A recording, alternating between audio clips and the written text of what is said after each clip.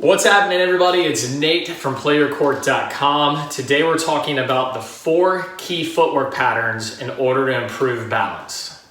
All right, the 4 key footwork patterns to improve balance. This is for PlayYourCourt members rated 70 and above, a little bit more advanced today. If you're not familiar with the PlayYourCourt rating system, definitely get in there and check out the platform. We pair you with evenly matched players in your area, and we have a challenge league. You build a ranking, all kinds of exciting stuff. And right now, because tennis is limited to a lot of us, we have the vault open. All right, that's thousands of hours of instruction available to you, typically reserved for the premium membership. It is now available for the entry-level membership of $5.99. So get in there and check it out. Let's jump right into today's topic. We're working on balance. So important for the integrity of the shot, okay? You look at every shot on the ATP, WTA, successfully defending the corner, successfully balanced moving in. It's all about balance. All right, so let's jump into these footwork patterns and get to work. Okay, the first up is we're going to be working on balance and really activating these stabilizer muscles. All right, so I'll back up. I'm not wearing any shoes. Don't worry, I'm not going to zoom in. I'm not going to make you look at my feet. But this one's important not to have shoes on, and I'll tell you why. What we're going to be doing is on one foot, we're going to work through the stroke and stay balanced. But the reason I don't want to have shoes on, all right, I'll go ahead and relax for a minute, is I want to focus on spreading my toes and really work through what I'm feeling in my feet. All right, this one was actually shown to me from a physician I was working with. I have FAI impingement in my hip, so torn labrum, all the fun stuff, same thing Andy Murray has.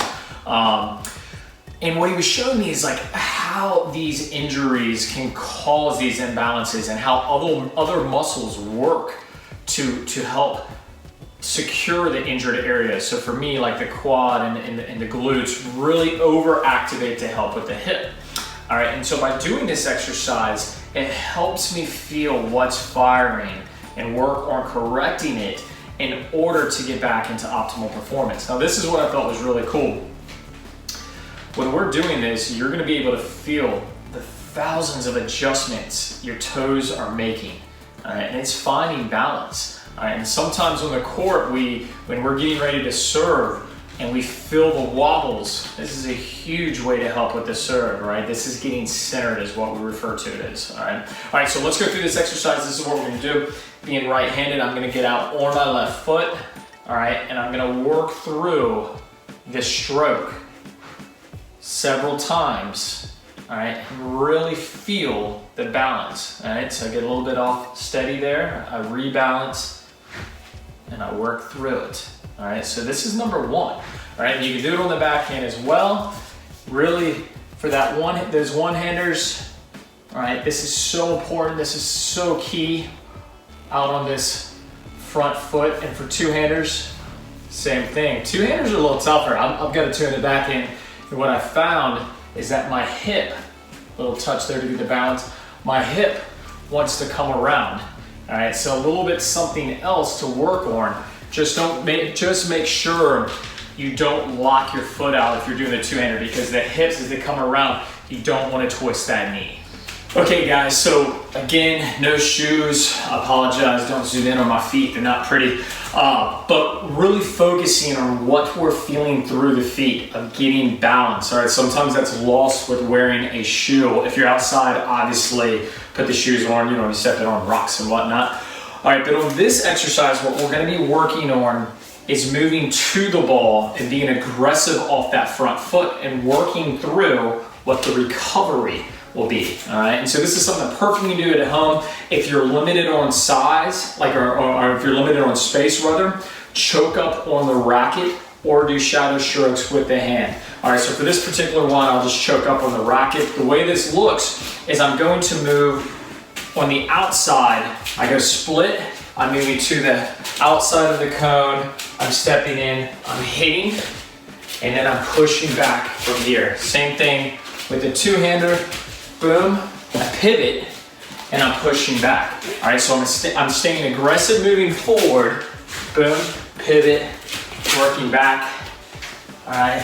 And then using this outside leg to push and get recovered, okay? You can obviously speed that up, slow it down. Slow it down at first. Take your time working through it, all right? Another way that you can do this is to work on the outside foot. For instance, if I was moving up and I set up from here, maybe I was pulling hard cross court from here, and then I'm going to hit it back as well. We're not going to see that as much on the backhand, but if you do have, I know I leave out the one-handers all the time, so I'll show you the one-handed footwork pattern on this side.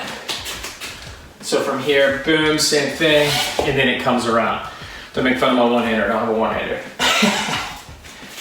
All right, guys, that is gonna do it for part 1 of this footwork segment. I really hope you enjoyed it. If you did, hit the like button. If you never wanna miss a Play Your Court video, hit subscribe, please. And definitely stay tuned for part 2. Get in there and check out the platform as well, all right? I know we beat it over the head, but we're really doing everything we can to keep everybody fired up regarding their tennis game and get as much instruction with products and daily instruction. Remember, we're gonna link you to players in your area. So I know right now tennis isn't available for a lot of us, but it will be soon. And when we can get back out on the courts, we have a challenge league and such a cool community waiting for you. All right, guys, thanks so much for watching. I'll see you here soon.